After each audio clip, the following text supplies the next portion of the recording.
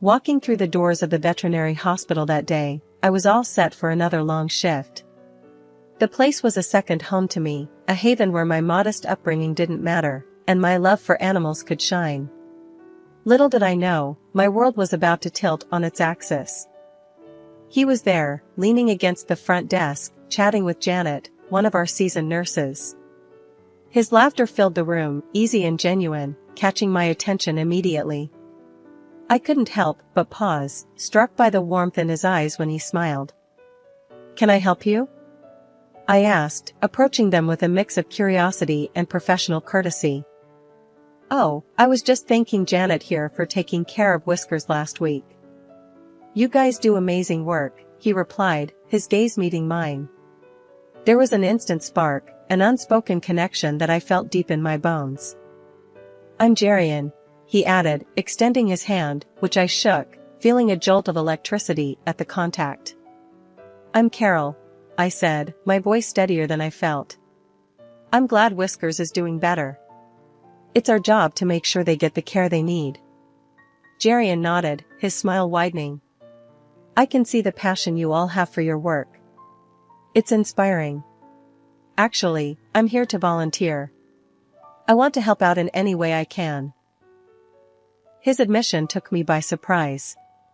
Volunteers were common, but there was something about Jerian, a sincerity that couldn't be faked. His simple, unassuming manner was refreshing, especially when he shared that he came from a well-to-do family. It was a detail he mentioned offhandedly, as if it were the least interesting thing about him. We spent the rest of the afternoon working side by side, Jerian throwing himself into the tasks with an eagerness that was both endearing and slightly amusing. From feeding the animals to cleaning their enclosures, he didn't shy away from any job, no matter how dirty. After that first meeting at the veterinary hospital, things between Jerian and me started moving at a pace neither of us expected, but both secretly hoped for. Our initial connection over the animals quickly blossomed into something more, something real and tangible. Our first date was a simple affair.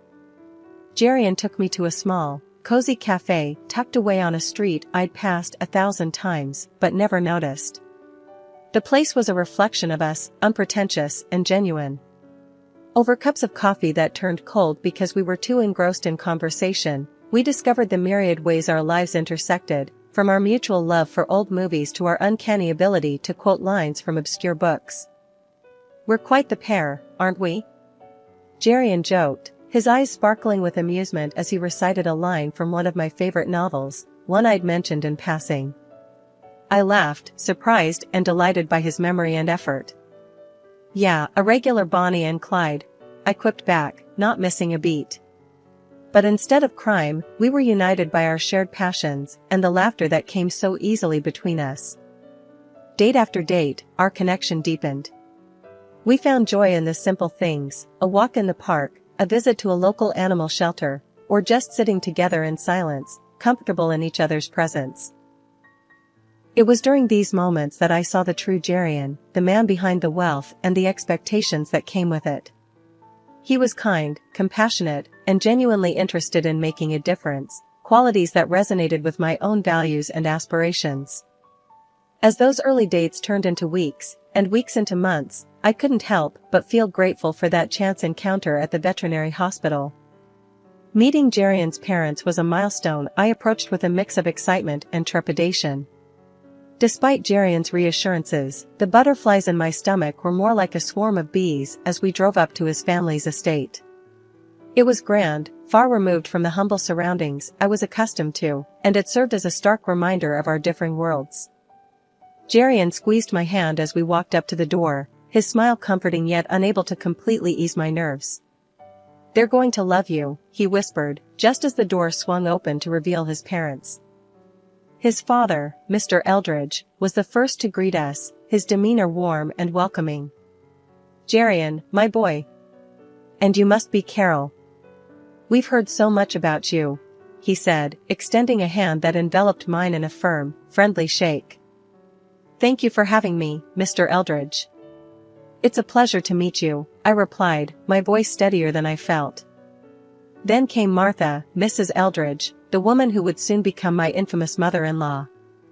Her appearance was impeccable, but her eyes scrutinized me in a way that made me feel like I was back in high school, desperately trying to fit in with the cool crowd.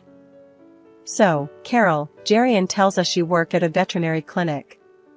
That must be interesting," she began, her tone implying that interesting was a euphemism for less than impressive. "Yes, Mrs. Eldridge. It's very fulfilling work. I've always loved animals," I answered, trying to keep my voice even despite the clear judgment in hers. "And your family?" Jerian mentioned they're from the countryside. "Do you visit often?" "I imagine it's quite different from the city life," she continued, each question laced with an underlying critique of my background. "My parents are wonderful people. We're very close, and yes, it's a different pace of life, but it's where I call home," I said, my pride in my roots firm, despite her not-so-subtle digs. Dinner was an exercise in maintaining composure. Mrs. Eldridge's comments ranged from backhanded compliments about my quaint upbringing to outright interrogations about whether I had ever traveled abroad or dined in fine restaurants. Each question felt like a test I hadn't studied for, her words designed to highlight our differences rather than find common ground. Jerian, bless him, tried to steer the conversation to safer waters, interjecting with stories of our time together that had everyone laughing, everyone except his mother, who seemed determined to find fault in anything related to me. It was when she asked, "Carol, dear, have you decided on a wedding dress yet? Or are you planning to make do with something homemade?" that I realized this wasn't just about getting to know me. It was about her asserting a perceived superiority, her way of reminding me that I didn't belong. I smiled, a genuine one born of the confidence Jerian's love gave me. "Mrs. Eldridge, I believe a wedding dress should reflect the love and commitment of the couple, not the price tag. Jerian and I are focused on what comes after the wedding, building a life together based on respect, love, and understanding." The silence that followed was palpable. Even Mrs. Eldridge seemed momentarily at a loss, her fork paused mid-air. Mr. Eldridge, however, nodded in approval, a twinkle in his eye as he looked at me. "Well said, Carol. Well said indeed." The ride home was quiet, but Jerian broke the silence with an apology that was heartfelt yet unnecessary. "I'm sorry about my mom. She can be difficult." I squeezed his hand, a silent acknowledgement of his support. "It's okay, Jerian. Your love is all the validation I need. Together, we'll get through anything." As the wedding preparations unfolded, Martha made it her mission to underline our differences at every turn. Her intrusion wasn't just unwelcome, it was downright aggressive. She had a comment for everything, from the color scheme of the hall to the floral arrangements, and even the style of our invitation cards. One evening, as Jerian and I were finalizing the guest list, Mrs. Eldridge dropped by unannounced, her eyes scanning our choices with evident disapproval. "You're not seriously considering this shade of green for the decor, are you? It's so provincial," she remarked, her nose wrinkled as if she'd smelled something foul. I tried to keep my cool, but her next comment about our guest list set me off. "And these friends of yours, they're hardly the sort one expects at a wedding of our stature. It might be best to leave them off the list, don't you think?" I felt a flash of anger, but managed to keep my voice steady. "Mrs. Eldridge, Jerian and I have decided on the guest list together. Everyone we care about will be there, regardless of their status." Her lips pursed into a thin line, clearly not used to being contradicted. The tension only escalated when she turned her attention to my wedding dress, which I'd chosen for its simplicity and elegance. "That dress," she sniffed. "It's charming if you're attending a country fair, perhaps. But for a wedding in our family? It's hardly appropriate." I bit back a retort, my hands clenched at my sides. Jerian, sensing the brewing storm, tried to intervene, but his mother was on a roll. "And where are you planning to honeymoon?" "A quaint little barn in the countryside?" she asked, her voice dripping with malice. That was the last straw. "Our honeymoon plans are our business," I shot back, the hurt clear in my voice. just like every other decision about this wedding. It's about what makes us happy, not about living up to some outdated standards. Mrs. Eldridge's eyes narrowed, but before she could retort, Jerian stepped in. Mom, that's enough. This is our wedding, Carol's and mine. We're making the decisions that are right for us. If you can't support that, maybe you should reconsider your involvement in the planning. The room went silent, the tension thick enough to cut with a knife. Mrs. Eldridge huffed, muttered something under her breath about speaking later, and stormed out. After she left, the air felt lighter, as if her departure had lifted a weight from the room. Jerian wrapped his arms around me, his apology whispered in my ear. I'm sorry, Carol. I don't know what's gotten into her. It's not your fault, I sighed, leaning into his embrace. But I'm glad you said something. This is our wedding, our day. It should be about us, not about pleasing everyone else. The wedding day, supposed to be the happiest of my life, started off just like I'd always dreamed. The church ceremony was beautiful, filled with love and promise. I stood there, in my simple yet elegant dress, feeling truly beautiful and cherished, hand in hand with Jerian, my soon-to-be husband. But amidst the joy, a nagging feeling tugged at me. Glancing over, I caught my mother-in-law's expectant look, her smirk barely hidden. It was clear she was plotting something, but I pushed the thought aside, hoping for the best.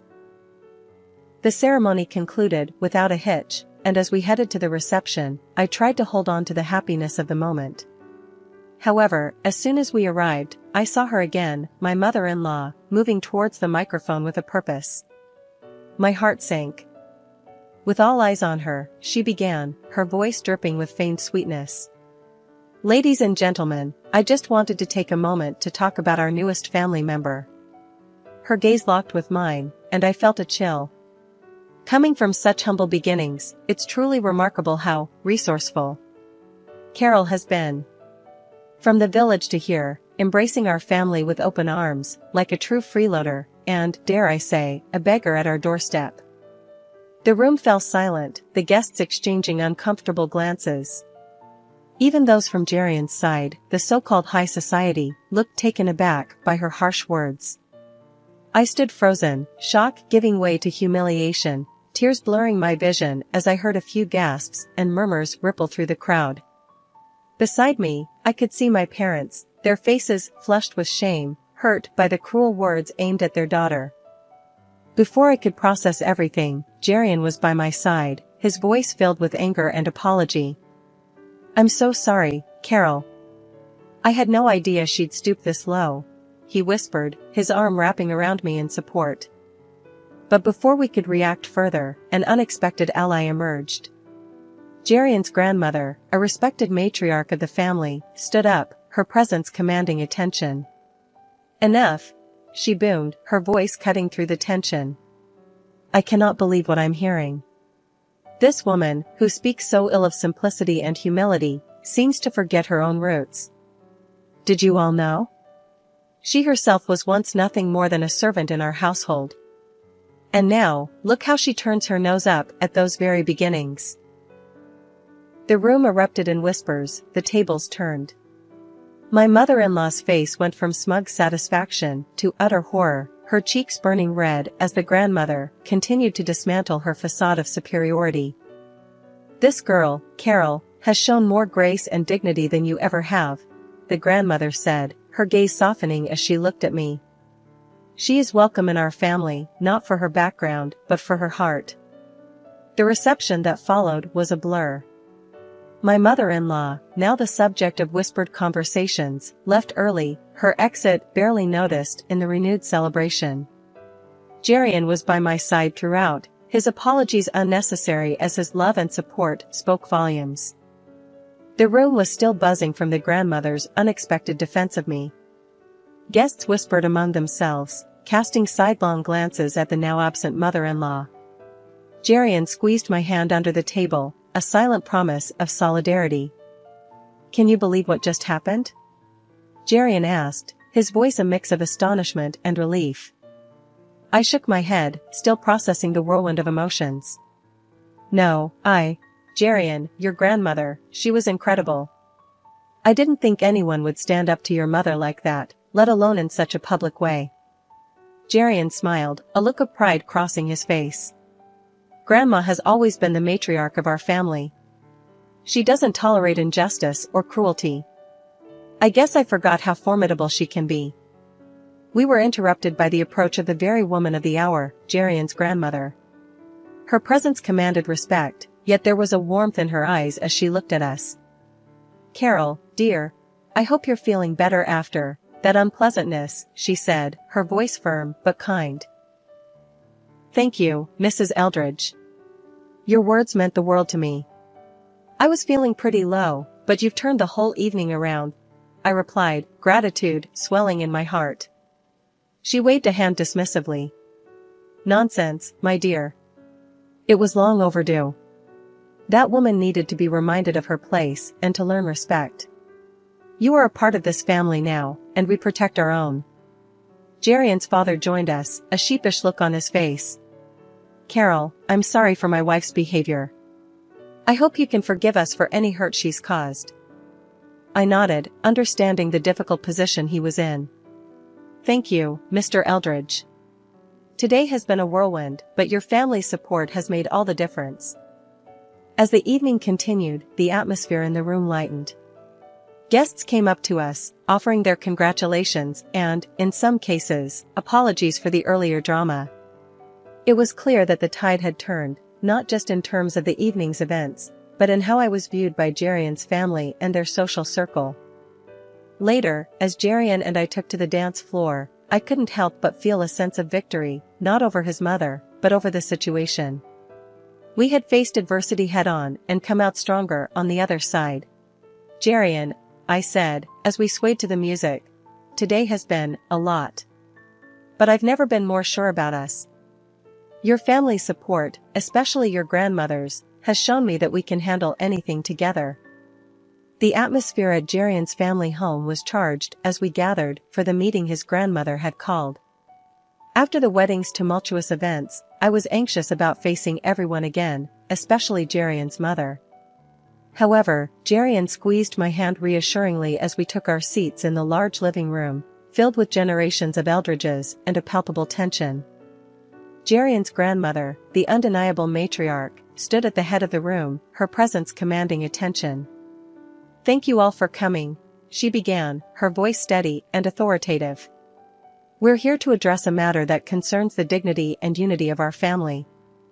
Jarian's mother sat rigid, her eyes darting around the room, perhaps seeking an ally or preparing for a counterattack. Jarian, ever the peacemaker, spoke up first. Grandma, I know things got out of hand at the wedding. I want to apologize on behalf of. His grandmother raised a hand, silencing him. Jarian, my boy, this isn't about placing blame on anyone. It's about setting things right. She then turned her gaze to me. Carol, you've shown nothing but grace and patience in the face of less than welcoming behavior. For that, you have my respect. I nodded, touched by her words. Thank you, Mrs. Eldridge. I just want what's best for Jarian and to be a part of this family. The room was silent, all eyes on us, when suddenly Jarian's mother stood, her chair scraping loudly against the floor. I've listened enough. This girl, she gestured wildly towards me, has turned everyone against me. And you, she pointed accusingly at her mother-in-law, you humiliate me in front of the whole family. Jarian's grandmother remained unfazed. I stated the truth. You forgot where you came from, and you tried to belittle Carol for her origins. That's not the Eldridge way. Jarian's father finally spoke, his voice firm. Enough, Martha. Your behavior has been unacceptable. It's time you reflect on your actions and their impact on our family's reputation. The room went quiet again as the weight of his words settled in. Jarian's mother sank back into her chair, her defiance fading. The grandmother continued, we are a family. And families support and lift each other up, not tear each other down. Carol, you are welcome here, always. As the family meeting began to wind down, with the air still heavy from the discussions and revelations, Jerian's grandmother, the respected matriarch, had one more issue to address. She cleared her throat, signaling that she wasn't quite finished, drawing the room's attention once again. "Now, there's another matter I need to bring to light," she started, her tone serious, hinting at the gravity of what was to come. From her purse, she pulled out a long list, the paper rustling loudly in the quiet room. "It's come to my attention that Martha's spending has been, to put it mildly, extravagant and irresponsible over the past month." The room fell silent, every pair of eyes fixed on the list that seemed to unravel like a scroll. Jerian's mother shifted uncomfortably in her seat, her earlier defiance melting into panic. "These expenses," the grandmother continued, "are not only frivolous, but are bleeding our family resources dry. This cannot go on." Martha, now pale, looked around, perhaps hoping for an ally, but finding none, she turned to her husband, desperation in her voice. "You can't let her do this to me. You know we need the money for..." Her husband, a man who had been quiet for most of the meeting, spoke up, his voice firm and devoid of any warmth he might have previously held for her. "I agree with my mother. It's time you learned the value of hard work, Martha. I won't support your lavish lifestyle anymore." Martha's eyes widened, her mouth opening and closing, but no words came out. The realization that she was truly alone in this, that her actions had consequences, seemed to finally dawn on her. "And if your behavior continues along this path," he added, the threat clear in his tone, "I will have no choice but to seek a divorce. Our family's reputation and well-being come first." The finality in his statement left no room for argument. Martha was visibly shaken, her composure completely shattered. Tears streamed down her face as she looked around the room, perhaps finally understanding the severity of her actions and their impact on those she claimed to love. "After our honeymoon, a blissful escape where the world seemed to revolve around just the two of us, Jerian and I returned to a reality that had shifted in our absence. The news that greeted us was unexpected. Jerian's father had divorced Mrs. Eldridge. Despite his love for his mother, Jerian stood by his father's decision. Mrs. Eldridge, now living in a modest apartment and grappling with the new necessity of finding employment, seemed a world away from the woman who had looked down on me with such disdain. It was a drastic change in fortune that I wouldn't wish on anyone, despite our past.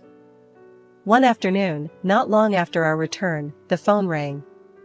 Expecting it to be Jerian, who had popped out for a short errand, I answered, only to find myself on the line with Mrs. Eldridge. The conversation began awkwardly, her voice cold and tinged with the contempt that had characterized our interactions. "I suppose you're satisfied, seeing me in this state," she started, her words sharp. I held the phone a little tighter, struggling to keep my voice even. "It's not about satisfaction.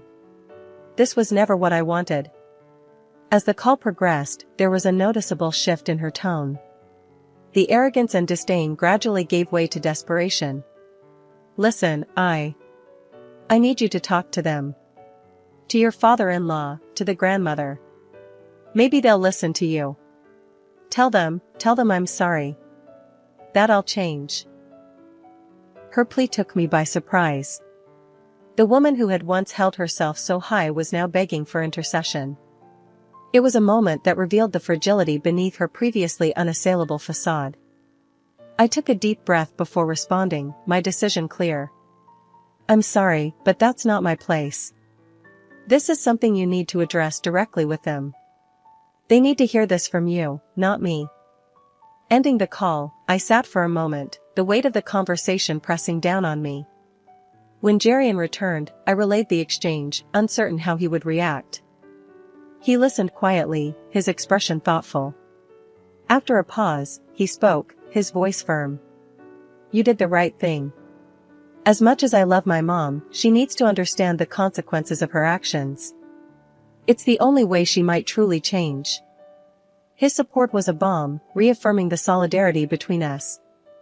This journey, with all its twists and turns, had brought us closer, cementing our bond through the challenges we faced together.